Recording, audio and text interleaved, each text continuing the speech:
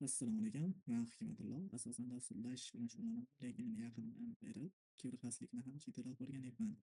O'zim o'rganayotgan narsalarimni soddaroq qilib, shu kanalda ulashib boraman. Meni kuzatishda davom eting.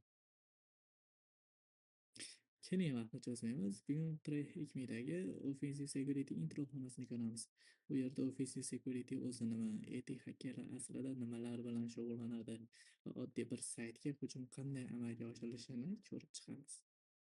Agar kiberxavfsizlikka endi qiziqayotgan bo'lsangiz, xavotir olmang. Hozircha hech qanday murakkab terminal buyruqlari yoki qiyin narsalar yo'q.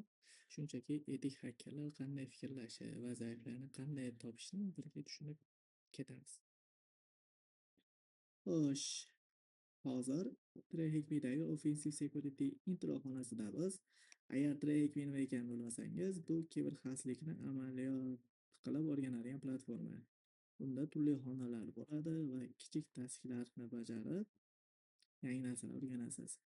Bugungi xona taxminan 15 minutlik va maqsadi Offensive Security bilan tanishtirish. Oddiy qilib aytganda, Offensive Security degani tizimni teshib ko'rish, zaif joylarni topish, xakerlar qanday yo'l bilan hujum qilish mumkinligini tushunish.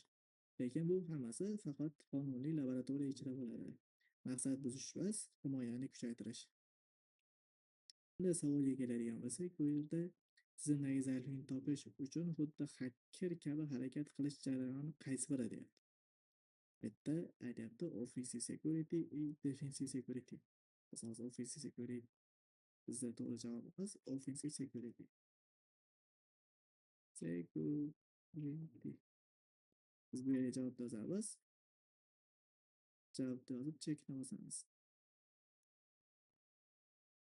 Biz Defensive Security haqida.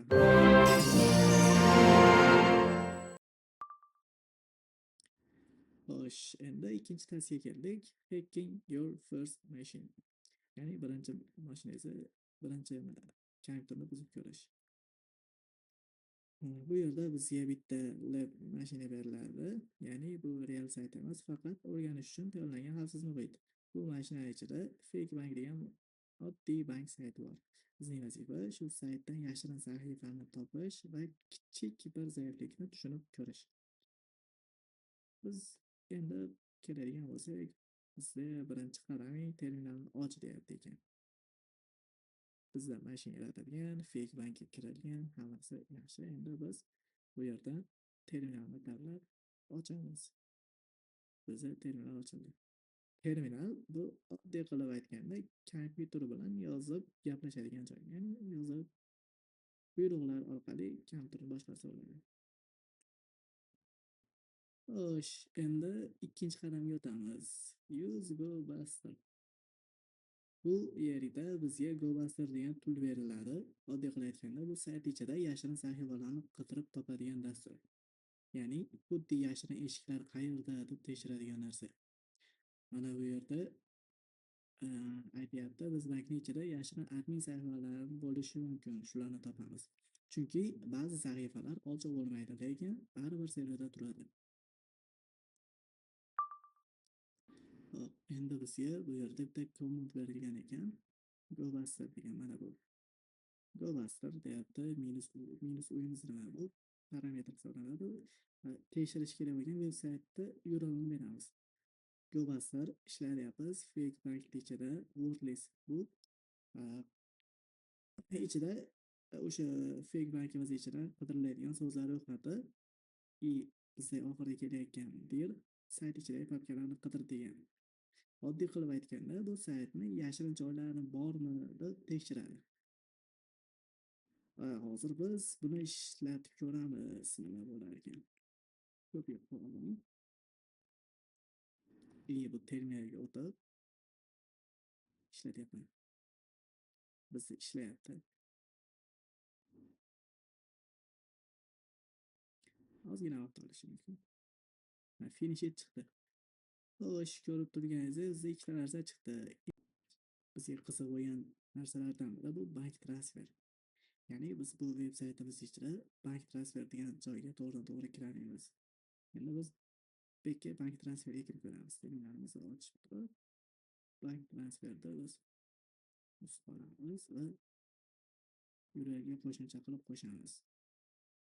Mana bank transfer qildik. Chekiramiz. Biz bank transfer oynasiga kirdik. Biz 3-stepga keldik. Ya'ni endi bankda hack qilamiz. Bu yerda nima bo'lyapti? Bu bankda secret pul aylantirish oynasi. Ya'ni qaysi hisobdan qaysi hisobga qancha pul ketishini aytadi. Xo'sh, bizda nima deyapti? Endi biz qo'llanmani o'qib chiqadigan bo'lsak, I don't page fake bank website using browser address. Biz qildik, ya'ni bank transfer buyrug'i bilan portalni ochib oldik. Bizim missiyamiz aytyapti $2000 22.76 dan 881 ga o'tkazar ekanmiz. 22.66. Biz endi 22.76 ni yozamiz. Send to 381. $2000. Agar tasavvur qiling, bu real bank sayti bo'ladigan bo'lsa va noto'g'ri himoya qilingan bo'lsa, qancha pul faqat ketib qoladi. Bizda successfully bo'ldi.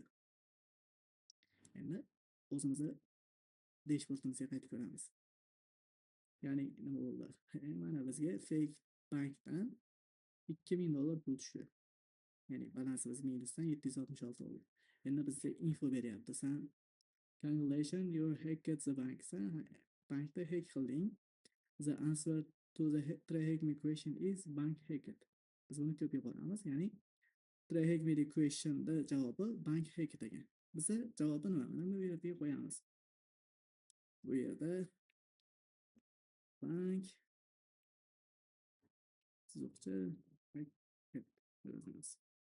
Hop, checkni bosadigan bo'lsak, bizda correct answer, ya'ni biz to'g'ri javob topdik. Xo'sh, endi 3-tasiga keldik. Xo'sh, endi biz 3-tasiga keldik. Careers in cyber security. Bu yerda kiberxavfsizlikda qanday yo'nalishlar borligini qisqacha aytilgan. Masalan, penetration tester zaiflikni topadi, red teamer hujumni simulyatsiya qiladi, security engineer himoyani quradi. Oddiy qilib aytganda, biri buzib kiradi. Oddiy qilib aytganda, biri buzib ko'radi, biri buzib ko'rganda hujum qiladi, biri esa himoya qiladi. Aslida hammasini maqsadi bitta, tizimlarni xavfsiz qilish.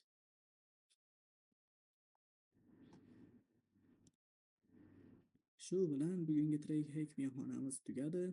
Bugun biz offensive security nima ekanini, Globster bilan yashirin sahifalarni topishni va birinchi lab mashinani qanday ko'rib chiqishni tushunib oldik.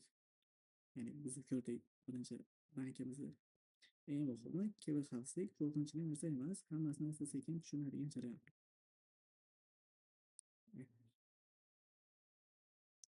Mashina qanday ko'rib chiqdik? Keyingi videoda yanada chuqurroq kiramiz. Ko'rganingiz uchun rahmat. Keyingi videoda ko'rishguncha.